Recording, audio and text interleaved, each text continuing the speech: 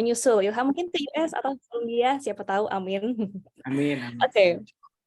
Nah, ini mungkin aku bantu share juga Ilham dan bisa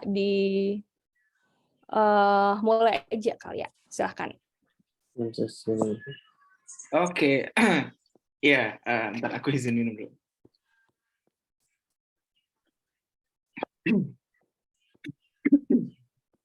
Selamat malam semuanya, selamat pagi dari US.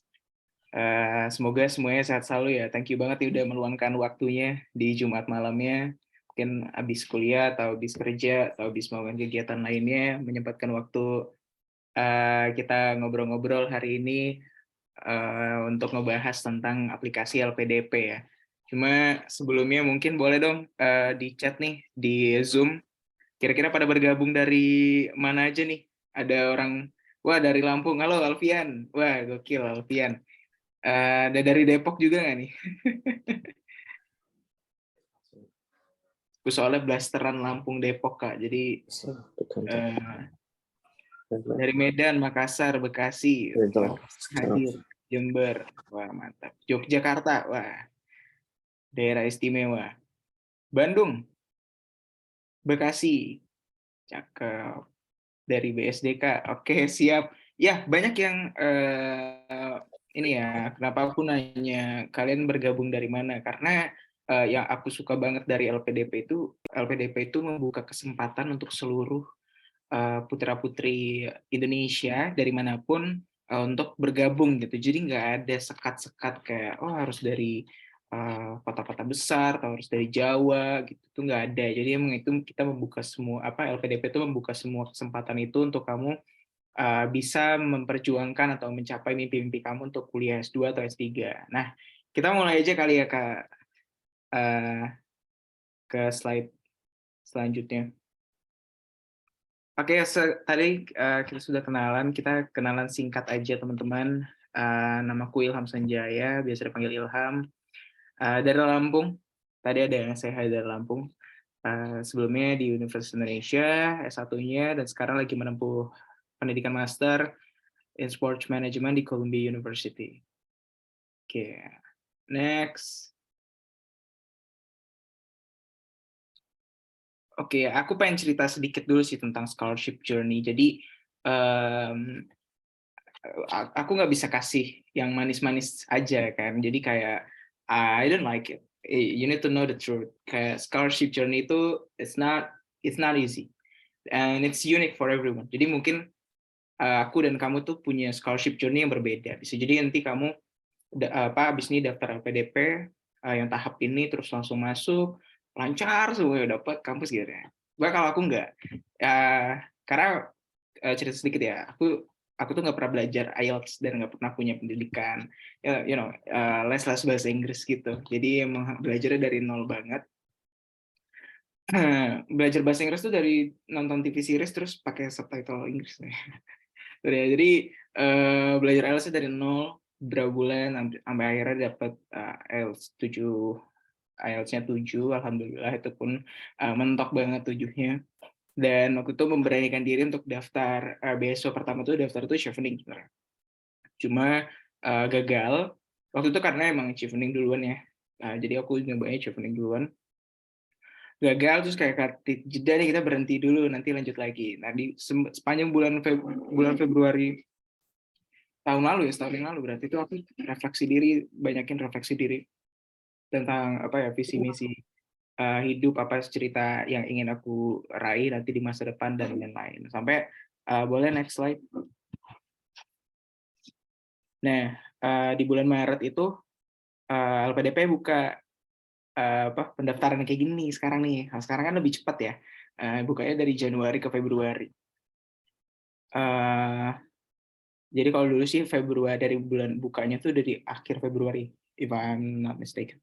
Jadi melalui semua prosesnya ada 3 tahap karena aku nggak punya LOE, administrasi, scholastic, dan juga tahap wawancara itu lumayan panjang dari Maret sampai bulan Juni sampai akhirnya bulan Juli dapat alhamdulillah dapat beasiswa LPDP.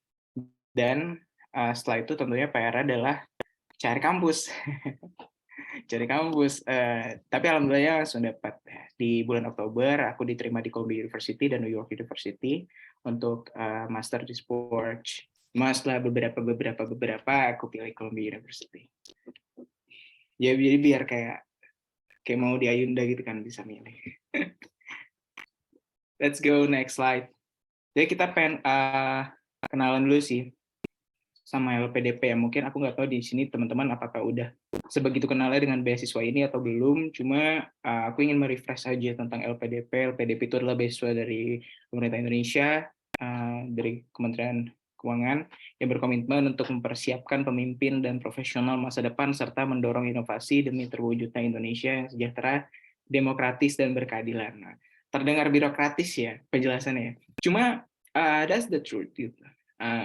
LPDP itu bukan ngasih kamu beasiswa untuk kamu, oh ya, kamu S2, kamu punya karir yang lebih bagus deh gitu, aminnya. Enggak stop sampai di situ. You need to LPDP itu kasih kamu kesempatan untuk jadi orang yang lebih baik supaya kamu membantu Indonesia menjadi lebih baik. Jadi mindset pentingnya itu adalah beasiswa ini tuh nggak cuma tentang kamu gitu. Mungkin beasiswa lain ada yang seperti itu, tapi beasiswa yang ini itu bukan cuma tentang kamu, tapi juga tentang bagaimana Indonesia di masa depan dan peran kamu di situ. Itu tuh harus mindset yang penting banget, karena aku beberapa kali mentorin yang LPDP tahap 2 itu, tahap yang sebelumnya ini 2002 yang tahap kedua, itu problemnya itu rata-rata ketika create essay itu first problemnya itu adalah itu. Dia berpikir bahwa beasiswanya ini hanya untuk karir sendiri gitu. I don't see that karirnya atau studinya ini akan ada impact buat Indonesia di masa depan. Nah, itu yang harus kamu cari dulu gitu. Ini dengan LPDP memberikan yang uangnya sangat banyak ini untuk studi kamu, impact baliknya untuk Indonesia itu apa ya gitu. Nah, itu kamu harus berpikir sendiri dan itu yang akan kamu jual nanti sepanjang proses LPDP dari tahap 1 sampai tahap akhir. Next. Oke. Nah, ini sekilas saja program beasiswa yang dibuka pada 2023. Ada umum, targeted, afirmasi. Mungkin di sini ada teman-teman yang lagi sebagai PNS, TNI, Polri, kewirausahaan atau yang punya bisnis dan lain-lain. Ada juga reguler. Mungkin teman-teman ada lihat beasiswa parsial. Parsial itu artinya teman-teman mungkin punya kemampuan dana ya. Jadi mau patungan gitu sama LPDP, antara LPDP yang bayarin kuliah terus kamu tempat tinggal dan lain-lain sendiri, atau sebaliknya kamu bayar kuliahnya tapi tempat tinggal dan lain-lain ditanggung LPDP. Nah, ini aku sampai slide terakhir, aku langsung nyantumin visit lpdp.kemenku.go.id. Kenapa? Karena teman-teman tuh sebagai calon awardee harus punya courage untuk cari tahu sendiri. Karena mungkin teman-teman terlalu unik untuk aku kasih tahu yang secara umum. Jadi apakah kamu beasiswa reguler, apakah kamu bisa masuk yang daerah afirmasi dan lain-lain, itu semuanya itu ada di website LPDP. Jadi sebelum ketika kamu punya keraguan, visit dulu website LPDP-nya. Di situ tuh udah lengkap banget, ada peraturan umum, peraturan khusus, dan juga daftar perguruan tingginya dalam negeri dan luar negeri, itu semuanya ada. Jadi aku pun kayak gitu dulu. Jadi ketika proses LPDP, terutama yang mau tahap 1, semua informasi itu semuanya ada di website LPDP. Jadi kalaupun ada pertanyaan, silakan telepon call center LPDP di 134, karena mereka akan membantu calon-calon awardee itu untuk diberikan pemahaman terkait pertanyaan-pertanyaan kalian. Jadi tenang aja, LPDP orangnya baik-baik, pasti akan dibantu. Next. Ya, ini sebenarnya ya hanya ingin perkenalkan aja ya, dana yang ditanggung sama LPDP itu, ini from my point of view ya. Jadi LPDP itu beasiswa yang paling generous dari beasiswa-beasiswa ini. Aku udah coba bandingin kecil-kecilan lah sama misalkan temanku yang kuliah juga di US tapi bukan beasiswa LPDP, atau kuliah di UK tapi ada yang beasiswa LPDP sama beasiswa yang lain. Tapi LPDP ternyata yang salah satu yang paling generous. Jadi bersyukur banget ketika nanti kalian bisa jadi bagian dari award. Next.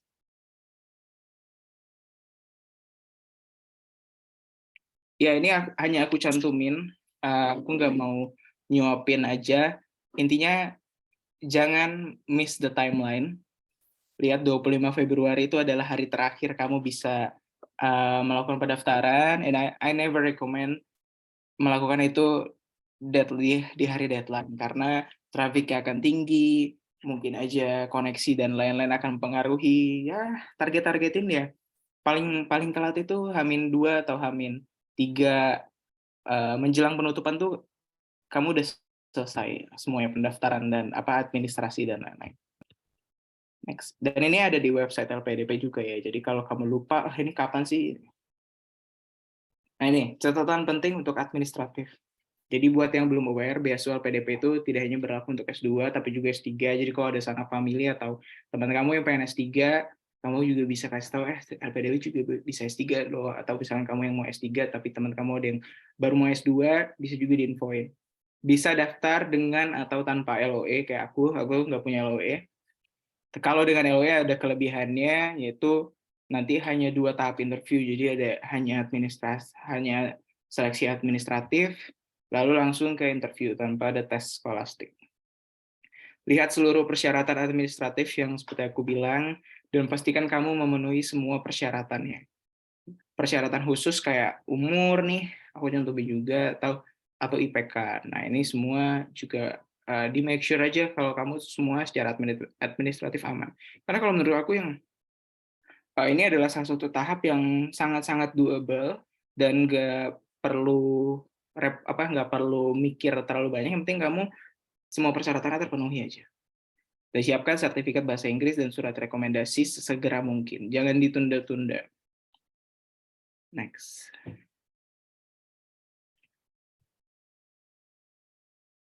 Oke, ini akan aku bahas setiap tahapnya ya. Jadi tahap yang pertama boleh langsung next saja ke seleksi administratif.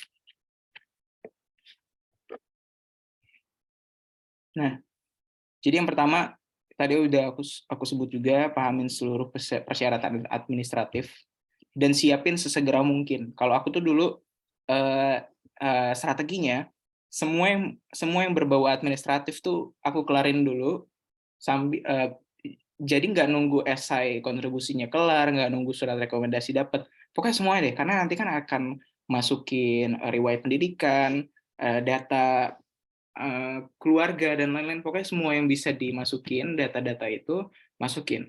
Jadi, jangan ditunda-tunda. Karena itu nggak perlu mikir, nggak perlu apa, itu semua ada di dokumen kamu.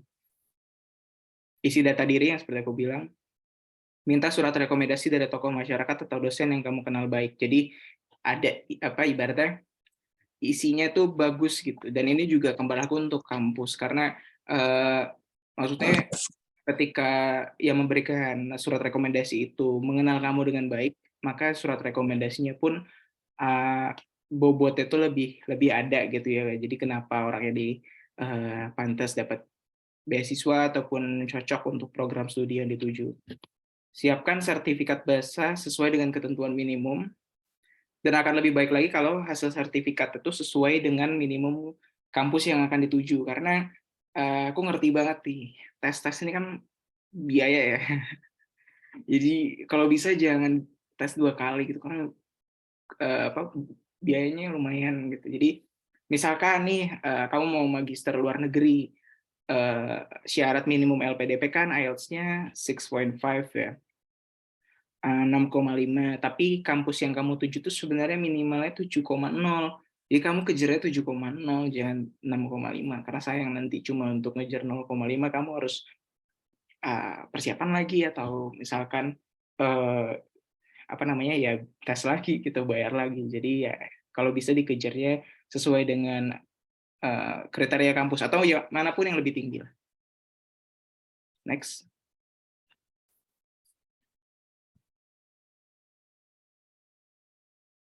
Oke. Nah, ini juga penting, pastikan universitas baik itu di dalam ataupun luar negeri serta program studi kalian tuh masuk ke dalam list LPDP 2023. List lengkapnya itu ada di website lagi-lagi. Dan pemilihan kampus itu harus sesuai dengan konsiderasi yang matang, karena itu akan jadi salah satu bagian utama dari esai dan wawancara kalian. Jadi jangan eh oh ya aku pengen ke Stanford biar kayak mau dia Yunda, jangan gitu. Atau misalkan ya udah kayak kamu pengen masuk top 25 ini cuma karena ya mereka top 25, padahal sebenarnya mungkin ada satu kampus di bawah-bawahnya gitu ya secara ranking. Tapi sebenarnya program studinya yang paling bagus gitu. Secara ranking secara dunia gitu. Jadi harus ada konsiderasi yang matang. Kenapa kampus ini, kenapa program studinya itu. Dan nggak semua kampus itu program studinya semua bisa ditanggung LPDP. Jadi kamu harus teliti juga dari list-list itu kira-kira masuk gak ya. Nah, Kak, gimana kalau misalkan yang aku mau tuh nggak ada di list itu? Bisa tetap daftar, ini sesuai pemahamanku ya, dan ada juga di bookletnya LPDP itu, bisa tetap daftar dengan catatan kamu harus memperjuangkan kenapa kampus dan program studi ini tuh layak untuk kamu dan untuk Indonesia gitu. Apakah secara ranking dia gimana, misalkan secara di industrinya, secara ranking ternyata walaupun kampusnya misalkan ranking QS rankingnya itu masih bahkan di bawah kampus-kampus kayak UI, ITB gitu. Tapi ternyata di program studi secara global dia yang paling paling number one, itu worth untuk diperjuangkan. Next.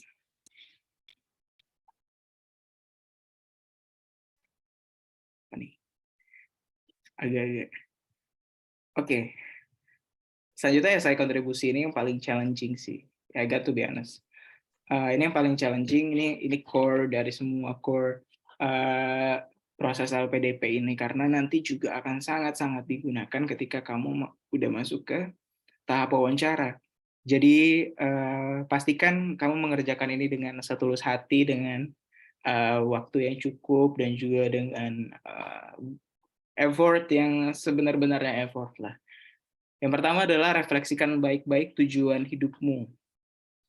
Ya, I know kayak that's the thing of scholarship journey menurutku. Jadi kadang-kadang ini aku juga ngumpulin cerita orang-orang kayak kadang-kadang justru kita tuh baru sadar apa yang mau kita lakuin, atau kayak oh kita tuh orangnya kayak gini ketika lagi scholarship journey gini. Dan itu pun terjadi di aku, kayak semua proses dari sebelumnya yang ketolak dan LPDP ini membentuk kayak oh ini ya yang pengen dicapai itu yang ini gitu. Karena itu setiap hari, setiap minggu tuh terdorong untuk melakukan refleksi diri yang berkaitan dengan masa depan. Karena kalau nggak ada scholarship journey ini, mungkin nggak ada triggernya gitu untuk mikirin masa depan yang lebih lanjut gitu.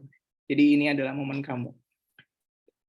Tujuan hidup, tujuan kenapa daftar LPDP, kenapa butuh beasiswa, kenapa pengen studi, tujuan daftar ke kampusnya, kenapa kampusnya ini, studinya itu. Jadi harus direfleksikan baik-baik. Dan ini yang paling penting dan yang paling tricky. Bagaimana kamu melihat Indonesia di masa depan? Jadi ya bayangin aja, kan belum kejadian soalnya. Jadi bayangin aja kondisi paling idealnya seperti apa. Dan itu harus terkait sama bidang kamu. Kamu perikanan, bagaimana nanti kondisi perikanan dan kelautan di Indonesia di masa depan itu kamu harus punya kualitas, seorang calon award itu harus punya kualitas membayangkan hal itu. Yang kedua, buat rencana masa depanmu yang visible. Artinya nggak ngasal misalkan ya gitu.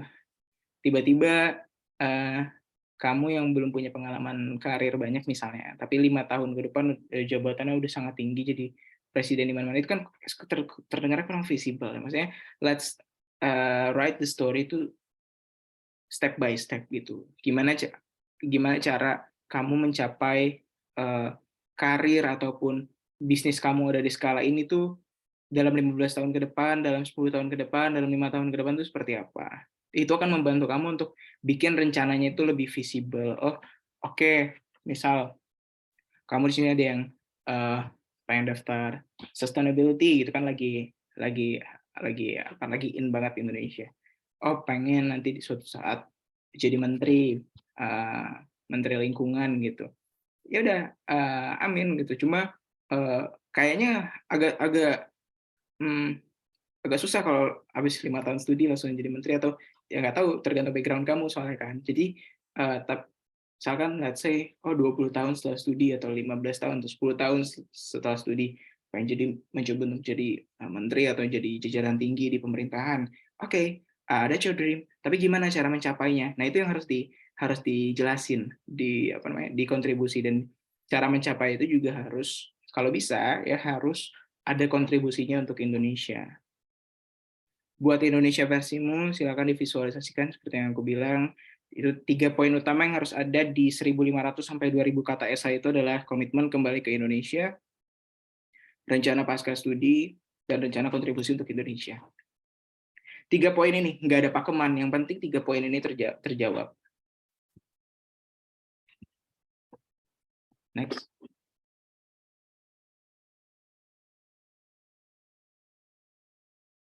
Oke, ini sedikit tips aja. Ini akan berguna banget untuk kampus nanti. Buat 1-2 paragraf awal yang membuat orang ingin membaca sampai habis. Jangan monoton dan jangan seadanya gitu. Ini paragraf terpenting dalam hidupmu. Trust the process. Ini akan butuh waktu. Jadi mungkin aja akan terus ada pengolahan apa ya, esai, direvisi terus gitu ya. It's okay untuk share ke ke teman-teman, ke mentor, atau ke kakak-kakak yang udah pernah, atau ke titik jeda gitu, minta bantuin. It's okay, jangan, aku sih nggak pernah rekomen untuk do it alone. Prosesnya sendiri akan sangat, secara mental dan lain-lain juga akan sangat berat. Ya, I always recommend you to seek for help on this one. Refleksikan pengalaman studi atau kerja memiliki korelasi. Jadi, nggak semua pengalaman studi atau kerja kamu mungkin relevan. Jadi, pastikan angkat aja yang punya korelasi dengan rencana masa depanmu. Let's say you want to change career or you want to change study plan. Ya, misalkan sebelumnya S1-nya apa, S2-nya mau apa. Share the story where you find the sparks, when you find the eureka moment you want to change career. Refleksikan, dan itu pasti ada momen yang nggak mungkin kamu tiba-tiba bangun tidur, aku pengen masuk akuntansi. Tidak mungkin. Jadi pasti ada momennya, atau misalkan proses apa yang membuat kamu, siapa sosoknya yang membuat kamu punya, atau apa Indonesia versimu yang kamu yakin kayak, ini passionku, ini aku ingin berkontribusi untuk Indonesia di sini. Refleksikan alasan-alasanmu memilih kampus dan jurusan tersebut dan korelasinya di masa depanmu. Be spesifik ya. Jangan cuma karya kampusnya bagus, dan be spesifik. Profesornya siapa yang mau kamu tuju gitu. Topik tesis atau penelitiannya apa kalau ada, kalau misalkan diwajibkan gitu. Mata kuliah apa sih yang bikin kamu tuh tertarik sama kampus-kampus ini gitu. Dan juga ranking kampus kalau misalnya bisa ditambah jadi konsiderasinya gitu. Dan refleksikan Indonesia di masa depan, aku selalu ngulangin ini karena ini sangat penting. Dan korelasinya dengan rencana studi dan kontribusimu. Next. Nah, ini adalah framework ketika aku membuat esai dan membantu beberapa teman-teman itu melalui proses wawancara juga. Jadi baik itu jawaban satu Indonesia itu selalu seperti ini. Rumus itu adalah Indonesia 2045 sama dengan kontribusi diri sendiri ditambah kontribusi pihak lain. Nggak harus 2045 sih, tapi menurut pengamatanku pemerintah itu memang sekarang fokusnya itu ke arah sini. Jadi visi masa depan itu ke Indonesia 2045. Itu dimana kondisi Indonesia emas, 100 tahun Indonesia ada gitu ya. Bagaimana kondisi Indonesia di saat nanti di 2045.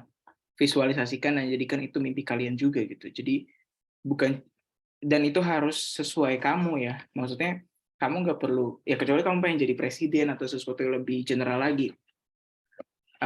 Di bidang kamu atau di bidang studi kamu nanti Indonesia 2045 itu seperti apa? Itu yang aku bilang. Misalkan ya itu, dan juga nggak harus 2045. I just help to find timeline aja gitu. Bisa lebih awal atau lebih jauh juga, misalkan kondisi net zero emissions 2060 untuk sustainability sector. Jadi kan emang udah ada patokan ya, di 2060 Indonesia pengen emisinya itu 0. Jadi tapi gimana dari selesai studi mau sampai sana tuh kamu mau ngapain aja, itu boleh banget. Yang penting balik lagi, yang penting visible dan sesuai dengan jurusan kamu, misalnya kalau aku olahraga ya sesuai olahraga gitu, nggak perlu muluk-muluk ke semua sektor lah gitu. Next. Jadi juga yang paling penting juga fokus dengan kontribusi. Jadi nanti kondisinya itu seperti apa yang bisa kita berikan untuk Indonesia. Fokus dengan apa yang bisa kita kontrol dan upayakan. Jadi apa nih yang bisa kita lakukan, kita bisa ke arah karir kita apa, apakah kalau kita mau bikin bisnis atau lini usaha, kita mau bikin NGO, kita mau create project, kita mau bangun community, dan lain-lain. Hal-hal yang seperti itu harus ada. Hal-hal yang memang menandakan bahwa kamu serius untuk membangun Indonesia dengan sesuatu yang kamu upayakan sendiri. Jadi bukan hanya tentang kamu kerja dengan kamu mau kerja lagi di bidang ini, jurusannya posisinya ini, menurutku nggak cukup sampai situ, tapi kenapa harus di situ? Dan kenapa kamu mau kerjanya di perusahaan yang ini? Kenapa kamu mau kerjanya di NGO yang ini? Kenapa kerjanya di pemerintah di bidang yang ini? Itu harus jelas. Maksudnya jelas itu adalah kalau kamu kerja di situ, kalau kamu berkarya di situ, kontribusi yang kamu hasilkan nanti kira-kira apa untuk Indonesia? Itu yang harus diceritakan. Be visible, lagi-lagi aku ulangin, kasih. Gak harus secara tersirat kamu tulisin 2 tahun setelah studi, 5 tahun setelah studi. Gak harus sih, bisa diceritakan seperti itu. Maksudnya biar lebih jelas. Cuma mungkin kalau emang kamu nggak nyaman dalam penulisan juga nggak harus ditulis seperti itu. Tapi yang penting akan terlihat kok pasti dari bacaannya. Maksudnya step by step itu akan terlihat orang ini tuh menulis dengan rencana yang visible. Be specific, selalu tentang Indonesia, penting. Selalu aku ulangi. Kontribusi ini akan bisa lebih baik atau nah, ini juga penting kamu punya framework ini. Kontribusi-kontribusi yang ingin kamu punya ini akan bisa lebih baik dan atau dimulai dengan memiliki pemahaman, networking, dan pengalaman tambahan saat kamu studi di universitas dan program yang kamu pilih. Jadi ada korelasinya nih. Ini pun pasti akan digunakan di tahap wawancara, pasti gitu. Jadi semua yang lagi ada di My Framework ini, slide My Framework ini akan digunakan di tahap 1 dan tahap terakhir. Next. Nah, jangan lupa juga, nggak mungkin dong kita mengubah Indonesia dengan sendirinya. Kita butuh kolaborasi dengan pihak lain. Bagaimana? Nah, ini adalah bagaimana pentingnya kita melihat pihak eksternal, hal yang nggak bisa kita kontrol, tapi somehow membantu atau memperkuat alasan kita untuk berkontribusi lebih baik lagi. Misalkan, bagaimana visi pemerintah terhadap bidang kalian di 2045? Apakah pemerintah itu punya rancangan besar, grand design, ataupun punya justru membuat peraturan tertentu yang mendukung kamu untuk melakukan hal-hal ini gitu. Bagaimana kondisi sektornya sekarang, datanya seperti apa sih? Oh, misalkan problemnya apa? Cari datanya, do your research. Jadi hal-hal yang mendukung seperti itu bisa digunakan. Tapi framework itu yang balik lagi yang paling bawah. Bagaimana semua itu bisa membantu atau memperkuat alasan kamu untuk studi dan berkontribusi di masa depan. Jadi jangan nyampe justru kamu cuma nyantumin aja, oh oke, Indonesia 2045 mau top 5 di bidang ekonomi misalnya, di sektor kemiskinannya angkanya menurun seperti ini, dan lain-lain, udah, kamu cuma nyantumin for the sake of fancy dan juga biar ada aja datanya, jadi nggak punya nyawa di esainya. Tapi apa yang alasan kamu mencantumkan data-data itu ataupun narasi itu, apa yang mendorong kamu, oh jangan-jangan karena kamu lihat angka kemiskinan seperti ini, angka kemiskinan di masa depan seperti ini, tapi kamu melihat implementasinya masih belum bisa mencapai seperti itu, kamu jadi terdorong untuk berkontribusi lebih jauh gitu untuk menurunkan tingkat kemiskinan dan lain-lain. Jadi harus ada korelasinya dengan data-data yang kamu berikan dengan studi ataupun kontribusi kamu. Next. Seleksi yang tahap selanjutnya itu adalah seleksi skolastik. Jadi kalau kamu tanpa LOE, ada seleksi skolastik. Ini kayak semacam tes CPNS. Jadi kayak ada tes verbal, numerik, logis, dan pemecahan masalah. Ini bisa dipelajari, tapi nggak perlu nunggu lolos administrasi untuk mulai belajar. Aku dulu seperti itu, dan I don't want you to do it. Jadi belajar aja dari sekarang. Bisa belajar dari contoh-contoh pembahasan di YouTube, buku-buku tes CPNS, dan sejenis. Terus sih kayak gitu sih, kalau aku ya. Dan latihan soal sebanyak-banyaknya, supaya lebih familiar. Terus tentuin strategi untuk lebih fokus belajar di part yang mana, mau part yang nggak bisa atau matengin yang lebih dikuasai. Karena dulu aku ngerasa numeriknya agak susah. Numeriknya agak susah, dan untuk spend waktu yang sangat sedikit dulu belajar, akhirnya aku fokus ke verbal. Dan worth it, karena verbalnya akhirnya cuma salah satu. Dan itu nanti nilainya akan langsung muncul. Jadi ya strategi kamu lah. Mungkin ada orang yang lebih jago numerik. Mantengin aja numerik ya. Pastikan internet dan listrik tidak mati. Seperti itu. Beberapa tahun terakhir tes LPDP itu dilakukannya secara online ya. Jadi make sure semua technical problem itu bisa diatasi sebelum terjadi. Ambil cuti, that's my tip. Latihan soal sebanyak-banyaknya. Remember, it's only one more step to get the interview process. Jadi make it work. Lanjut. Seleksi interview, ya ini for me it's the hardest part. I need to tell you the truth, karena di sini adalah di mana banyak yang gugur, banyak banget yang gugur. Tapi menurutku salah satu yang bisa kamu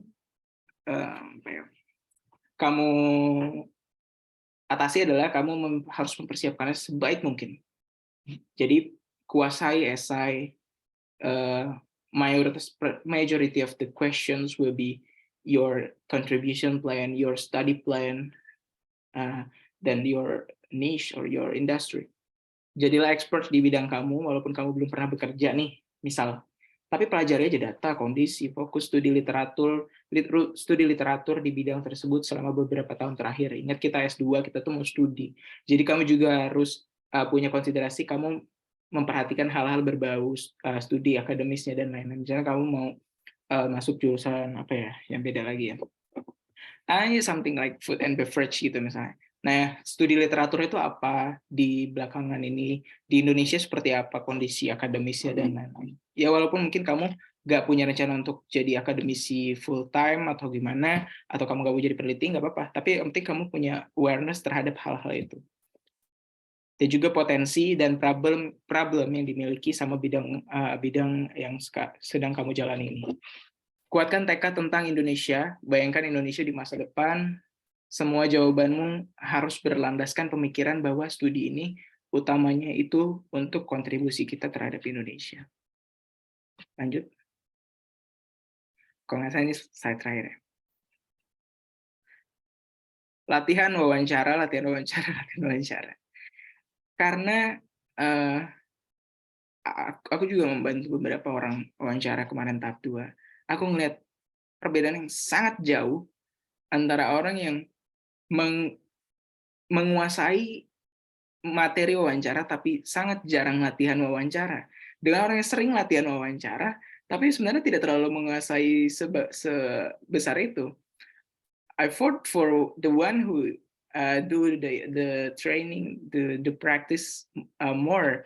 Jadi dia akan lebih luas, akan lebih tenang, akan lebih bisa structured ketika ngomong. Jadi akan sangat berbeda gitu. Sangat-sangat disayangkan kalau isi otak kamu, isi semua hal ini tuh udah ada, cuma karena kamu jarang latihan wawancaranya, kamu jadi ketika ditanya atau ketika dapat pertanyaan yang agak mengagetkan, kamu jadi panik ataupun apa, nggak punya plan B dan lain-lain, ya gitu. Most of the time yang disesali orang-orang adalah seperti itu, tidak latihan wawancara yang cukup gitu.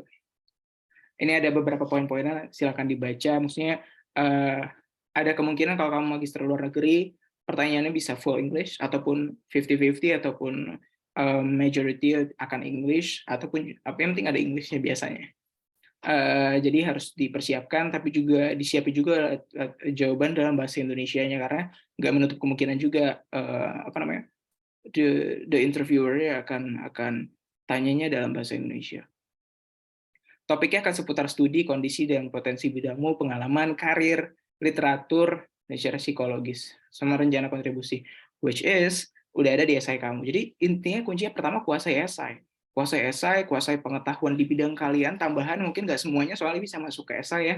Di 2000 kata itu semuanya data, kondisi, dan lain-lain untuk kuasai. Dan kuasai rencana studi, kamu harus jadi orang yang paling tahu tentang, misal kamu masuk Columbia University, kamu harus jadi orang yang paling tahu tentang Columbia University dan program-program kamu itu apa, dan lain-lain.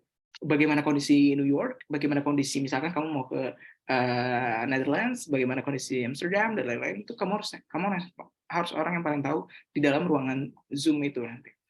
Dan kuasai rencana kontribusi dan Indonesia di masa depan. It's challenging, karena itu belum ada, jadi itu hanya ada di isi otak kamu, dan ini akan bisa ditanya-tanya. Cuma ya itu, kalau kamu yakin sama rencana kontribusi yang di masa depan, that's fine gitu. Dan selalu kalau misalkan ada expert ataupun interviewer yang challenge your ideas, challenge your vision, it's okay. That's the part of the dream menurutku. Jadi ketika ada orang yang nggak suka atau nggak setuju sama rencana kontribusi kamu, instead of a denial atau defense gitu ya, kamu terima aja, oh iya ya, soalnya misalkan kayaknya nggak kayak gitu deh, soalnya kalau di 2030 kita masih seperti itu, Indonesia kayak gini. Take it as a consideration. Oh iya ya, konsiderasinya akan saya gunakan, akan saya pertimbangkan kembali untuk merancang rencana studi saya. Karena pada saat saya menyusun rencana studi ini, yang saya pikirkan adalah gini. Jadi they need to know your concern, kenapa rencana studinya seperti itu, tidak sesuai dengan apa yang interviewer lihat. Karena kalau aku pribadi, ini pendapatku pribadi ya, kalau aku pribadi yakin saat interview nanti sebenarnya interviewer itu ketika challenge your idea itu bukan mau menjatuhkan kamu semata gitu, bukan mau kayak ide lo jelek, nggak mungkin kayak gitu. Tapi instead change the mindset. Kalau mereka itu ketika challenge our ideas, itu adalah cara mereka untuk menyumbang ide-ide mereka, pemahaman mereka, ataupun konsiderasi yang mereka punya untuk kita ketika kita berkontribusi nanti di masa depan. Jadi jangan sampai itu justru bikin kamu down atau bikin kamu panik, nervous, dan lain-lain. Jadi malah interviewing nggak lancar gitu. Yaudah, dan terakhir latihan interview sebanyak-banyak ya. That's on my biggest recommendation for you. Oke, kalau nggak salah udah selesai, sehingga ada slide lainnya. Yeah, thank you very much for the time. Semoga menjawab beberapa hal, dan let's have some Q&A. Alright, ini materinya padat banget, Ilham. Thank you so much juga for sharing. Dan ini juga tadi yang udah aku bilang di private message, kalau ada beberapa pertanyaan juga yang udah masuk ya melalui Google Doc Google Form yang kita kasih. Terus ada juga ini yang sudah masuk di chat di sini. Nanti mungkin aku akan nanyain beberapa yang emang belum terjawab, tapi mostly udah terjawab juga di materi yang kamu kasih. Dan buat teman-teman yang mau raise hand juga boleh banget, bisa langsung raise hand untuk bisa menyampaikan pertanyaan langsung kepada Ilham. Nah, kita jawab dulu yang sudah masuk di sini. Ini ada pertanyaan bagus nih dari Bagas, mungkin bisa dicek juga di chat. Halo Kak Ilham, salam kenal ya. Izin bertanya terkait dengan pembuatan esai, lebih baik mimpi kontribusi besar tapi kurang realistis, atau kontribusi yang sederhana tapi realistis untuk diwujudkan? Ini terima kasih. Ini gimana kalau dari kamu? Silahkan. Ya, it's my opinion ya. Nggak mungkin PDP, tapi ya aku lebih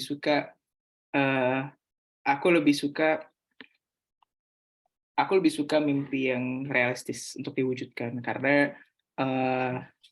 karena itu bisa lebih terlihat dampaknya dan kontribusi untuk Indonesia. Cuma kita harus bisa mendefinisikan lagi, besar kecilnya kontribusi itu sangat subjektif. Jadi yang menurut Bagas itu kecil, bisa jadi buat orang lain itu besar gitu. Bisa jadi mungkin yang didefinisikan kecil itu hanya ada di kelompok community gitu. Misalkan levelnya hanya di provinsi tertentu misalkan. Ya, that's okay menurutku. Tapi bagaimana nanti kontribusi kecil dan yang dibilang sederhana ini, itu ke depannya tuh punya potensi untuk bisa digunakan dalam skala besar, skala nasional gitu. Jadi balik lagi, intinya kuncinya menurutku harus tetap realistis. Cuma cuma hal-hal besar itu biasanya terbangunnya kan dari hal-hal kecil ya. Gimana kalau kita ubah mindset ya. Jadi ketika kita berpikir, oh kayaknya kontribusi kita ini kelihatannya kok kayaknya kecil ya. Cuma ya realistis sih, bisa dilakuin, doable dan ya udah, that's okay. Cuma bagaimana kalau di change mindset-nya, kontribusi-kontribusi kecil ini adalah tahap-tahap awal untuk kontribusi di masa depan. Yang kelihatannya kurang realistis, memang, tapi memang akan bisa dicapai ketika kontribusi-kontribusi kecil-kecilnya ini tuh bisa tercapai demi tahun ke tahun ataupun tahap ke tahap kayak gitu sih. Alright, thank you for the answer. Lalu ada juga ini pertanyaan dari, bentar tadi atas sendiri gamis dari Kak Sinta Amelia. Terkait dengan esai rencana pasca studi memang tidak ada pakem, akan tapi apakah oke jika kita punya rencananya untuk bekerja di perusahaan swasta? Di sisi lain berkaitan dengan kontribusi Indonesia, sudah terbayang satu proyek tapi memang bukan sebagai pekerjaan utama di masa depan nanti. Apakah itu juga oke? Ya, oke. That's only my answer. Jadi maksudnya kontribusi itu menurut pemahamanku dan menurut pemahamanku dari pemaparan LPDP itu maksudnya tidak harus langsung masuk ke pemerintahan, tidak harus yang maksudnya kamu jadi PNS dan lain-lain. Tapi dimanapun kamu bekerja ataupun berkarya atau bahkan bikin bisnis sendiri atau bikin proyek sendiri, yang penting itu ada kontribusinya terhadap Indonesia. Bisa jadi misalkan perusahaan swasta yang kamu geluti bisa membantu Indonesia untuk misalkan meningkatkan sisi ekonomi ataupun sisi dari kualitas ataupun market share dari industri kamu, itu kan tetap kontribusi juga. Jadi kemanapun itu, yang penting pulang untuk Indonesia. Oke, itu benar banget ya. Itu yang sangat kontroversial ya akhir-akhir ini ya, Ilham ya. Nah, lalu ada juga nih pertanyaan kalau dari teman-teman ada yang mau raise hand itu bisa banget langsung raise hand aja. Jadi bisa langsung speak up dan menyampaikan pertanyaan langsung pada Ilham biar lebih clear ya. Dan ini juga masih seputar esai nih Ilham. Ada pertanyaan dari Kania. I want to ask about the essay. Sebagai punchline in the first paragraph, itu lebih baik menggunakan background faktual, seperti menyajikan data permasalahan, atau kayak lebih baik menggunakan peribahasa untuk menggambarkan motivasi kita? But are okay. I've been read essays yang beda-beda dan dua-duanya punya cara masing-masing. Ada yang pakai background faktual, ada yang pakai narasi. Kalau tergantung orang ya. Tapi balik lagi bagaimana yang mana yang kira-kira pesannya itu bisa nyampe gitu. Kalau aku tim yang lebih suka pakai background pakai narasi soalnya. Jadi karena I believe narasi itu cuma punya aku, nggak ada di orang lain. Gitu. Karena mungkin secara ya mikir-mikiran ya gitu ya. Ketika aku punya data yang dari orang lain juga pasti bisa punya data itu. Ada kemungkinan dia juga akan pakai untuk apa namanya? Untuk paragraf-paragraf awalnya. Jadi aku akan pakai narasi. Tapi balik lagi. Yang mana yang kira-kira ketika proses kamu membuat itu lebih bisa menyampaikan makna, pesan dan isu yang ingin kamu selesaikan gitu. Alright. Nah, by the way, tadi waktu di materinya Ilham, dia itu kamu menjelaskan kalau jangan do it alone. Jadi kita sebisa mungkin kayak minta bantuan orang untuk proofread ataupun juga latihan interview ya, seperti yang sudah dilakukan Ilham sebelumnya dengan titik jeda ini sekalian promosi ya. Nah, jadi buat teman-teman yang mengabadikan momen ini di Instagram, di Instastory, nanti kita bakalan ada juga giveaway proofread. Ini spesial banget karena biasanya kita limit ya buat proofread-nya, tapi ini kita ada giveaway proofread buat esai LPDP. Jadi langsung aja bisa diramaikan, lumayan banget. Jadi buat nanti siapa tahu esainya juga bisa lebih powerful lagi gitu ya. Jadi langsung aja diramaikan buat dapat giveaway itu. Oke, kita move ke yang sudah raise nih Ilham. Ada dari Kak Aji Aziz, mungkin bisa langsung speak up nih Kak Aji, silakan. Oke, thank you Kak atas kesempatannya. Mau nanya dikit aja nih Kak Ilham. Waktu Kak Ilham dulu daftar kan belum ada LOE ya, jadi masih ada 3 kemungkinan universitas.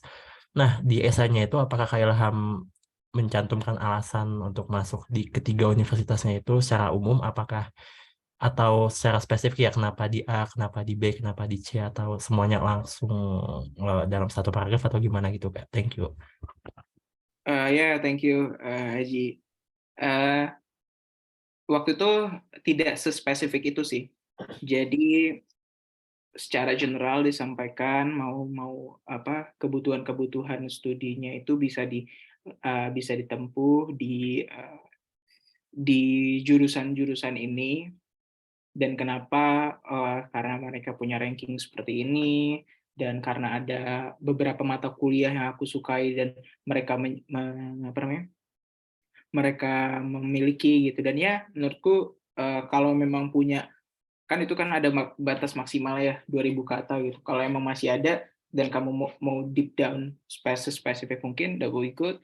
Cuma kalau misalkan enggak, yang penting tetap bisa. Ketika orang membaca, atau tetap ngangguk-ngangguk seenggaknya, kayak ketika baca esainya. Oh ya udah, oh ini Aji pengen ke sini tuh karena ini toh gitu dah. Itu yang paling penting. Nanti kalau deep down be more spesifiknya bisa pas interview ataupun amin ya misalnya pas interview. Oke, semoga membantu ya Kak Aji ya. Nah, ini ada pertanyaan yang ini banyak banget di form Ilham dan ini juga sangat berulang gitu ya, terkait dengan mendaftar seleksi berkas. Kalau misalnya tidak memiliki prestasi akademis, itu bagaimana kita mengunggulkannya? Dan juga tidak ada pengalaman seperti kegiatan tambahan, seperti kegiatan sosial, ini bagaimana kita memperkuat personal branding kita. Nah, ini seperti apa Ilham? Ceritakan di kelebihan dan kekurangan kamu, karena itu ada ya formnya ya Betul. di tahap 1. Disitulah menurutku momen-momen kamu bisa menjual diri kamu, terus juga di pengalaman ketika di formnya pengalaman kerja ataupun apa, dan juga ketika kamu menghadapi, ada tuh kalau nggak salah yang pertanyaan formnya yang ketika kamu menghadapi kesulitan, diceritakan gitu bagaimana kamu menghadapi kesulitan atau kesulitan terbesar yang pernah kamu alami dalam hidup dan lain-lain. Itu cara kamu, pokoknya hal-hal yang bisa kamu isi dengan paragraf, itu cara kamu menjual diri kamu. Dan itu ya itu kamu tentukan aja di part itu kamu mau menjual diri, menjual membranding diri kamu tuh seperti apa di bagian itu. Dan that being said, menurutku nggak harus nggak harus berkecil hati misalkan ketika S1 atau kerja belum ada sertifikat yang mentereng dan lain-lain. Aku juga baca pertanyaan ini dan lain-lain. Cuma menurutku sangat, dan ini akan sangat berguna juga untuk kampus nanti. Ketika kamu tidak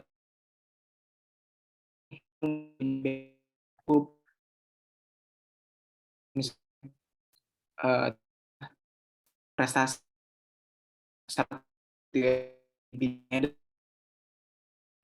juga untuk proses apply itu ya akan banyak platform dan itu yang kamu gitu. Jadi itu akan membantu banget untuk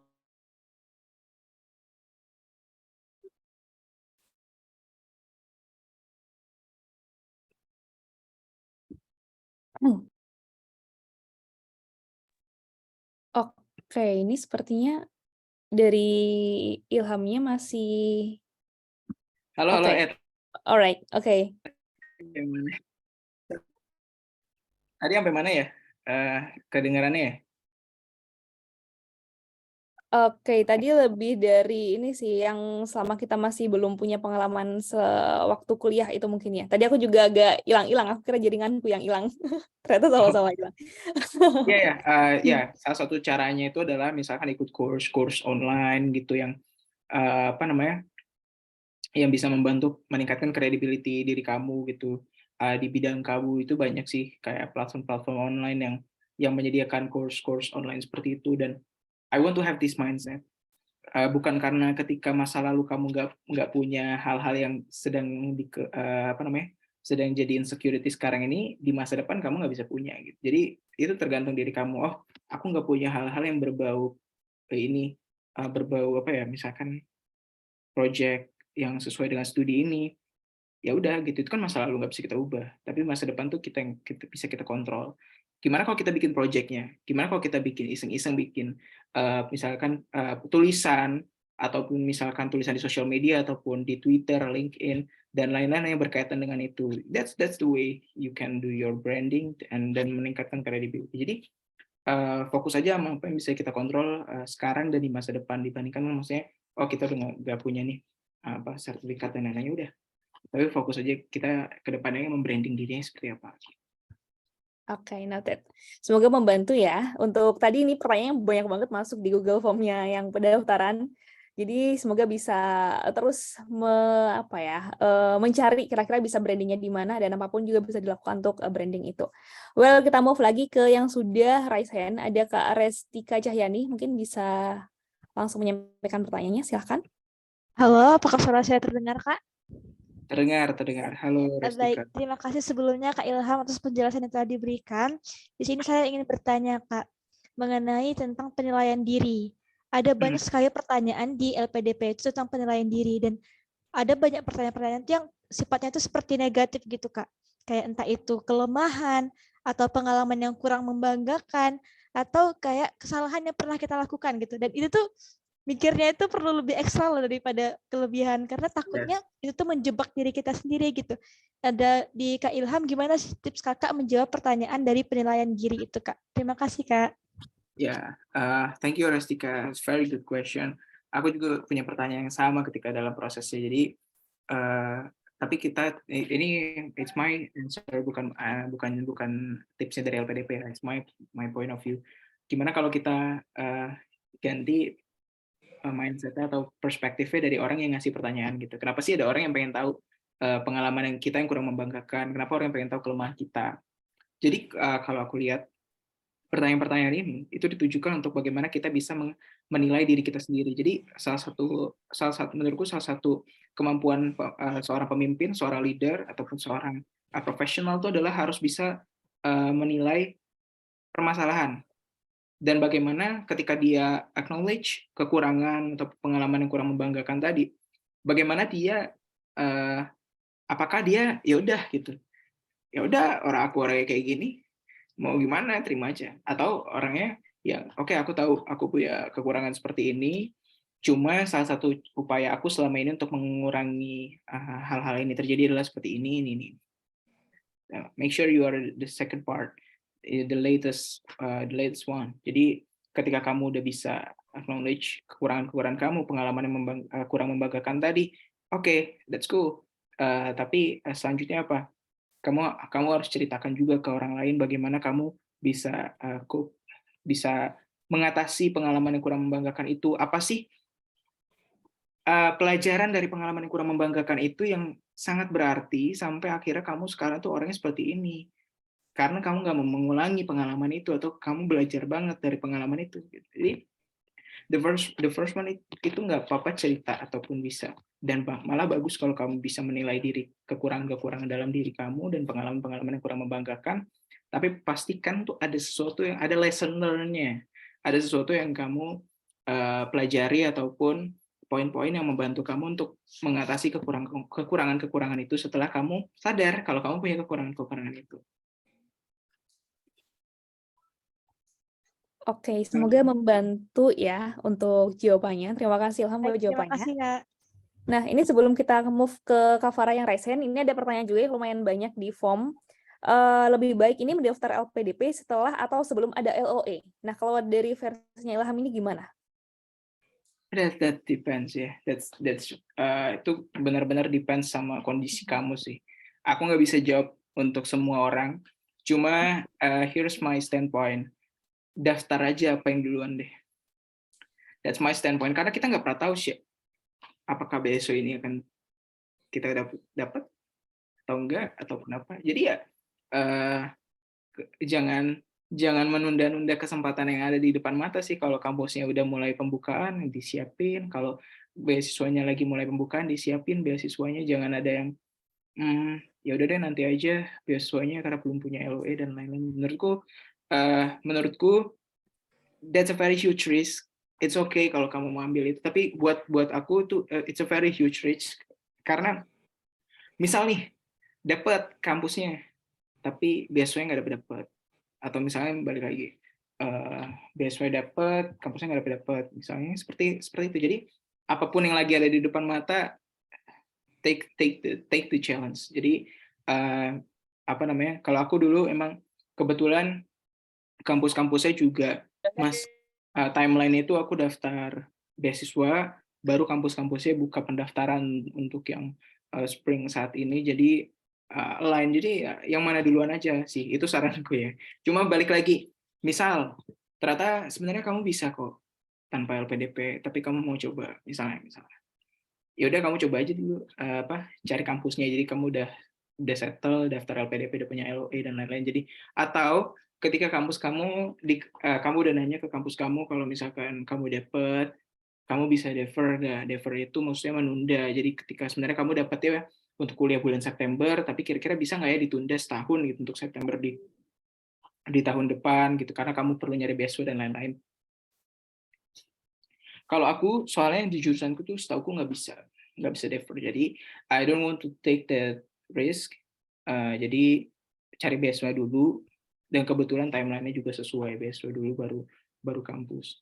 Seperti itu. Jadi balik lagi tuh itu benar-benar menurutku itu benar-benar sesuai dengan it's a very unique condition, dan disesuaikan sama apa namanya? timeline dan rencana kehidupan kamu juga. Alright, well noted.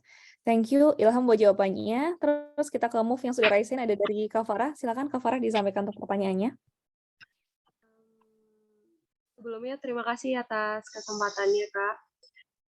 Untuk Kak Ilham, so I have question, how to react and how to deal with psycholog in interview process. Soalnya saya gagal 2 kali di interview, dan kayaknya faktornya kalau habis minta feedback tuh di psikolognya gitu. Kalau untuk kampus dan lain sebagainya udah aman, tapi di bagian psikolognya itu yang kayak kesandung gitu. Oke, thank you Kak Farah, and good luck for the third one. Semoga yang ini dapat ya. Jadi it's a very tricky one psikolog, karena nggak ada apa ya, nggak ada tips-tips atau maksudnya nggak ada pakeman. Pertanyaanku dan pertanyaanmu pasti beda deh, gitu kan? Karena psikolog juga dia berdasarkan CV kita yang kita isi di form beasiswa, berdasarkan berdasarkan saat kita menjawab dan lain-lain, ada pertanyaan follow up, ada probingnya, ada probing questions dan lain-lain. Cuma ya yang I'm not the expert, tapi mungkin kamu juga bisa lihat YouTube bagian tips-tips yang menjawab pertanyaan psikolog. Gak harus pertanyaan beasiswa, tapi maksudnya pertanyaan psikolog secara umum. Jadi kamu akan bisa mengenali pattern jawaban yang bukan diharapkan ya, tapi yang lebih baik dijawab saat diberikan pertanyaan oleh psikolog. Cuma salah satu saranku itu adalah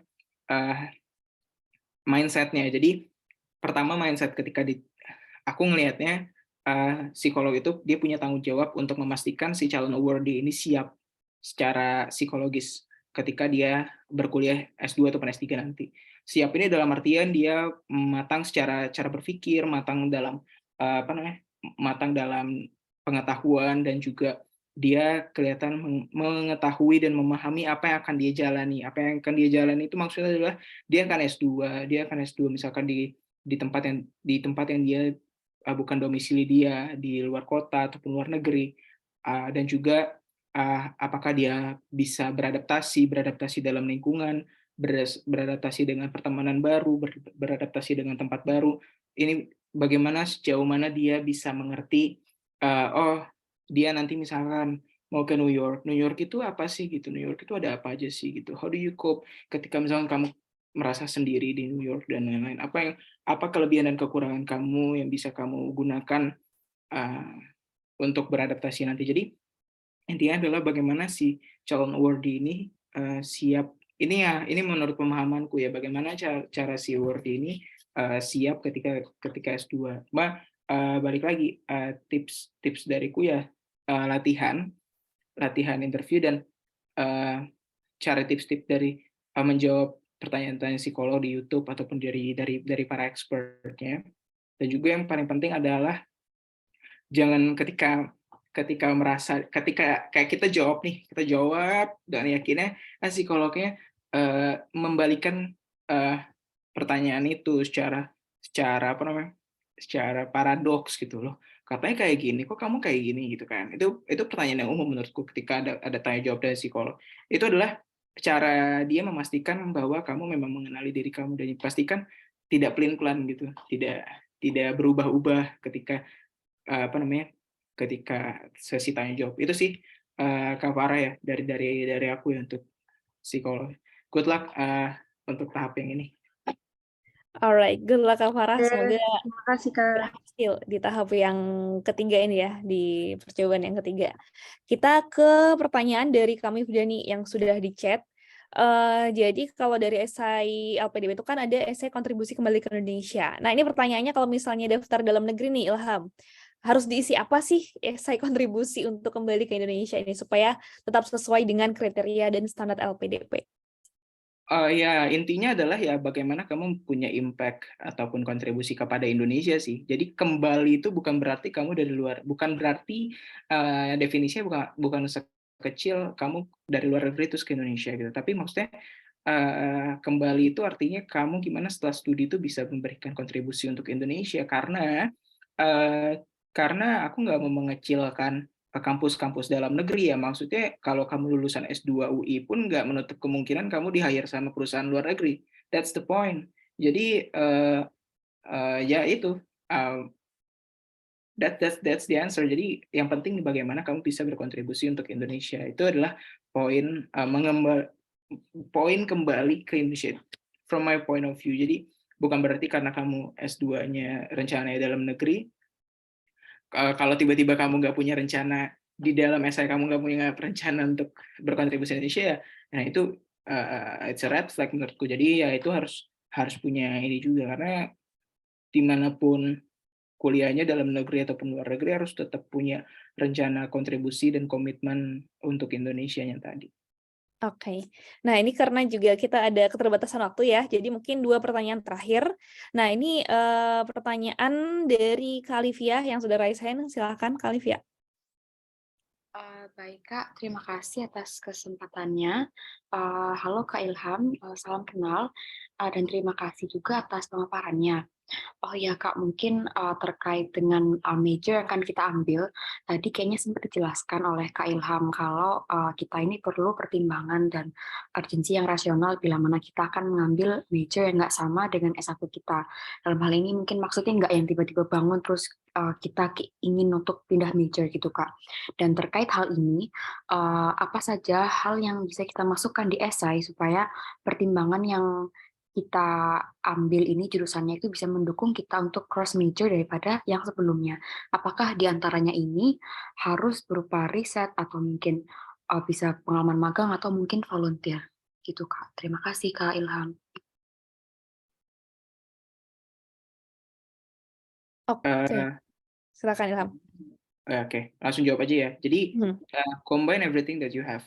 Jadi mau itu research, mau itu pengalaman magang, mau itu pengalaman studi, mau itu percakapan ringan di sebuah teras dan ketika kamu bercakap atau dengan orang tua ataupun apa, combine everything that you have yang menjadi konsiderasi dan be honest as possible. Jadi jangan fabricated, jangan dibuat-buat, dan data-data tadi kalau bisa mendukung yang mendukung. Maksudnya misalnya datanya ternyata mendukung bahwa emang Indonesia butuh banyak SDM di bidang ini, misalnya Indonesia butuh banyak spesialis ataupun expert di bidang ini, that would help.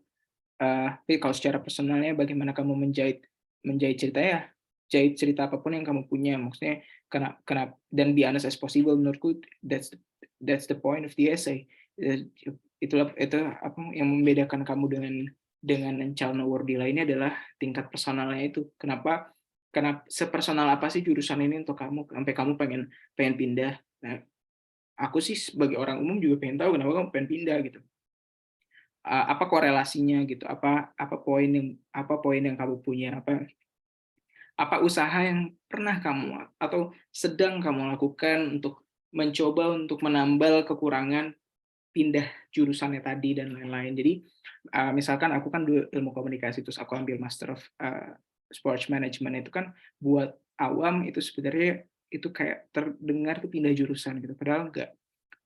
Aku dulu dari S1 aku basic research-nya itu adalah sports marketing and communication, and that's my point. Itu adalah caraku bridge semua jurusan ini. Aku ambil kurs tambahan, aku ambil sertifikasi sports marketing dari Northwestern University that would help me to ya tadi untuk menceritakan bagaimana upaya aku. Jadi bukan cuma tentang oke, aku udah sadar nih aku pengen pindah jurusan, tapi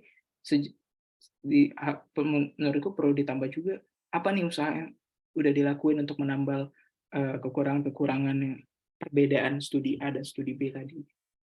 Kurang lebih seperti itu, Olivia. Oke, Baik, semoga Kak. membantu. Baik, siap. Semoga membantu Kak Olivia. Dan ini pertanyaan terakhir mungkin dari Halo. Kak Hadi Mose. Bisa disampaikan, Kak Hadi. Silakan. Baik, selamat malam. Apa bisa kedengeran? Bisa, sudah. Oh, oke, terima kasih. Saya ingin bertanya sama Kak Ilham. Begini, sorry, saya bentar. kan ke Ilhamnya lagi kelempar kayaknya keluar. Nah, baru masuk. Oke, Ilham. Alright. Are you okay? Oke, Kak Hadi, oke. Oke, Kak Ilham, saya mau tanya. Kebetulan kan status saya sekarang sebagai PNS gitu kan. Iya. Nah, sebagai PNS, kemudian sekarang mengajar di perguruan tinggi. Nah, untuk beasiswa, saya sedang mau apply untuk beasiswa S3 gitu kan. Nah, pertanyaan saya itu, kalau lihat dari website LPDP, itu kan ada beberapa semacam kategori beasiswa. Apakah dia target atau misalkan dia beasiswa umum, kemudian ada juga yang kolaboratif scholarship kan, yang kerjasama dengan Kementerian Pendidikan sepertinya. Masih bisa kedengaran? Oke. Kedengaran. Ya, jadi pertanyaan saya itu, saya harus milih yang mana gitu.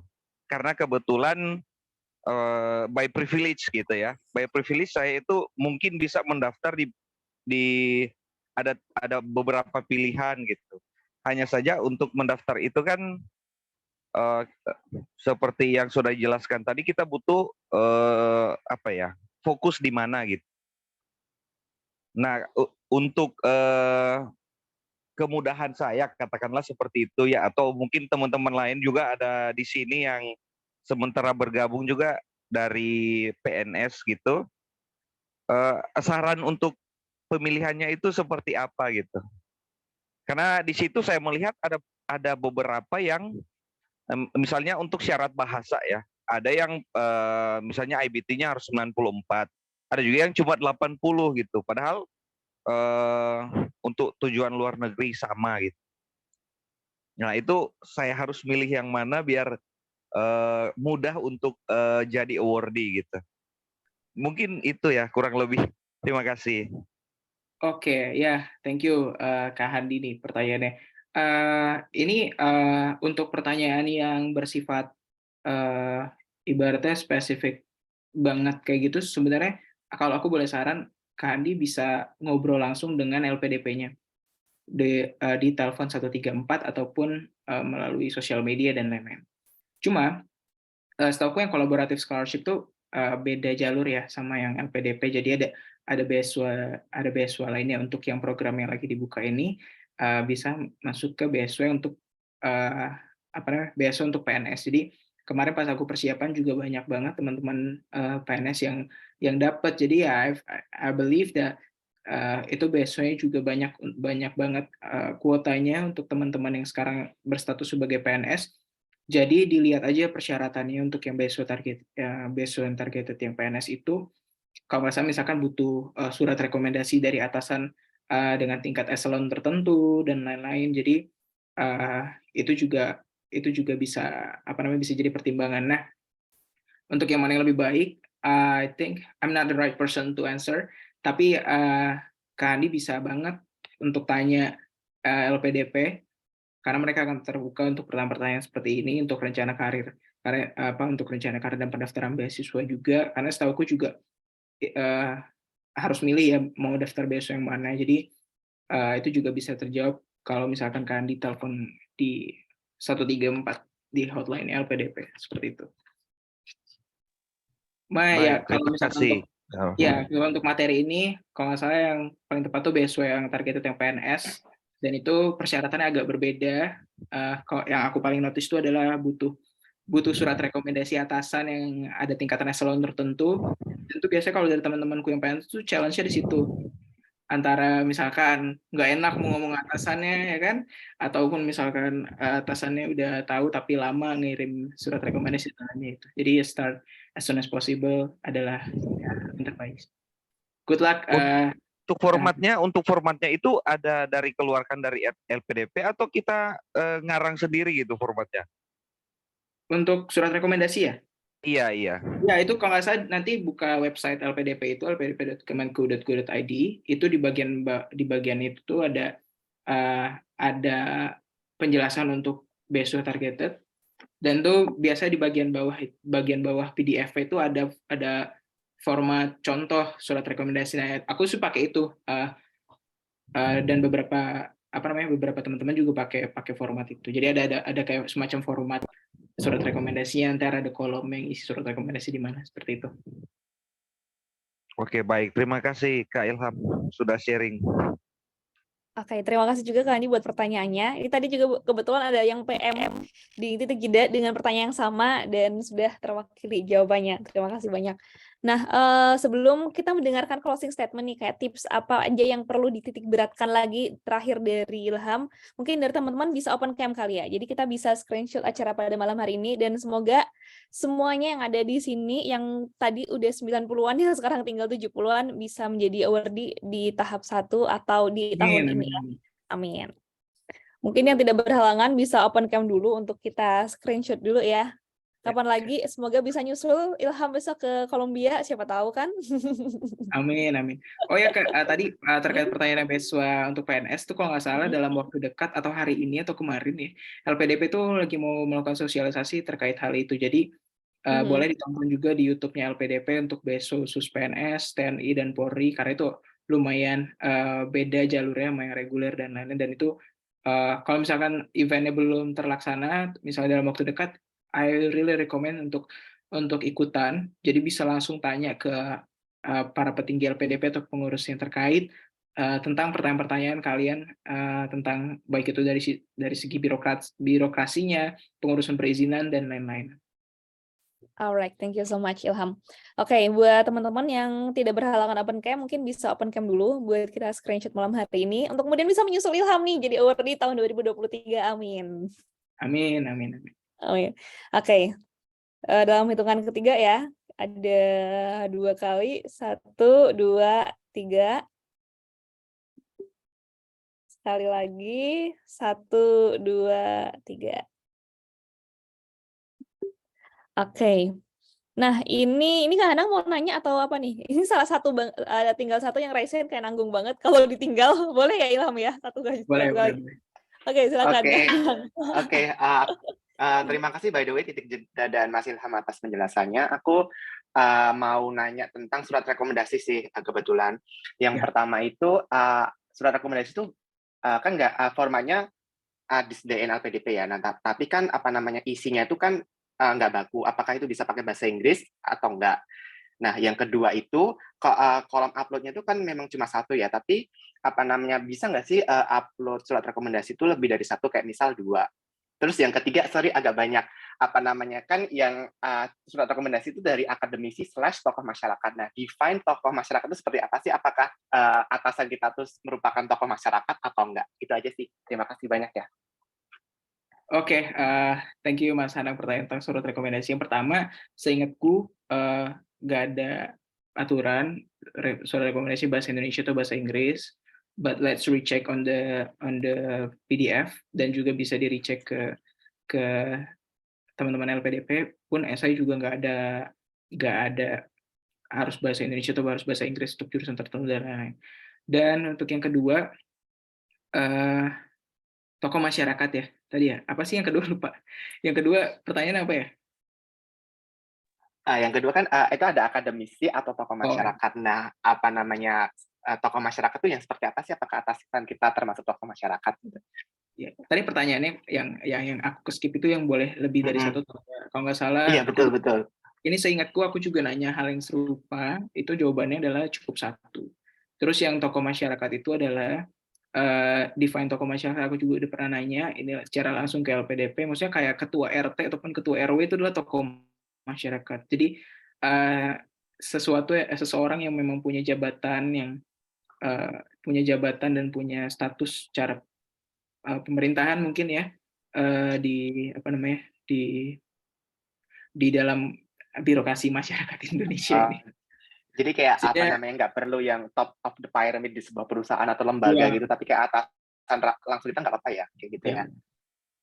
Oke. Makasih banyak Mas Ilham sama Titik Jeda atas kesempatannya. Alright.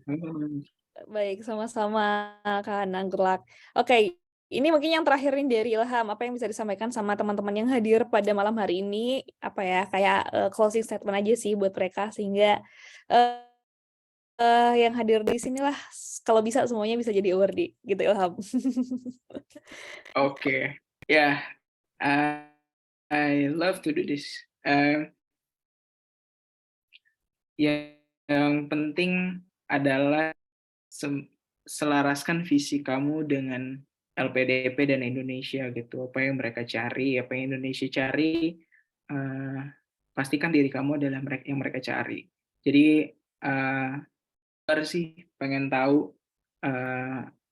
tahu apa kira-kira kontribusi dan rencana kontribusi kalian, karena Indian kita akan membangun Indonesia yang lebih baik ya, amin ya. Dan semoga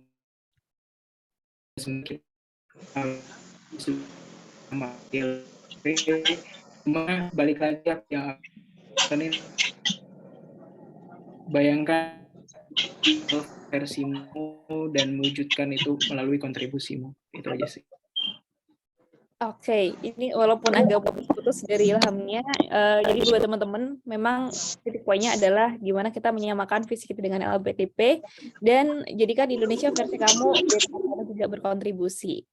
Anyway, thank you banget nih Ilham, dan aku juga mau ngingetin buat teman-teman, kita ada giveaway buat proofreading esai LPDP, jadi bisa langsung diramaikan aja buat event malam ini di Instastory, dan jangan lupa tag juga titikjeda.com, jadi nanti bakalan kita milih-milih nih siapa yang akan mendapatkan giveaway untuk review, mendapatkan review dari esai kontribusi. Nah, Ilham, tadi suaranya nggak putus-putus, Ilham. Tapi udah di US ternyata bisa susah sinyal juga ya. Oke. Nah, ini juga kayaknya masih putus-putus, dan alright, mungkin aku tutup aja kalau begitu sambil nunggu ini. Aku tutup aja, thank you banget nih buat Ilham yang sudah menyempatkan waktunya, dan juga buat teman-teman, semoga bisa berhasil, dan kita jangan lupa kita ada grup, jadi kita akan mendiskusikan apapun di grup itu, dan kalau misalnya pembahasan dengan aplikasi LPDP bisa juga kita bikin open discussion di grup, dan kalau ada pertanyaan apapun yang belum terjawab pada malam hari ini bisa juga ditanyakan di grup yang sudah ada ya, yang sudah available, yang teman-teman udah join juga di dalamnya. Begitu, dan thank you banget sudah hadir. Good luck for your application. Sampai ketemu di sharing session selanjutnya. Thank you Ilham, thank you banget. Mungkin aku akhiri aja ya, thank you semuanya.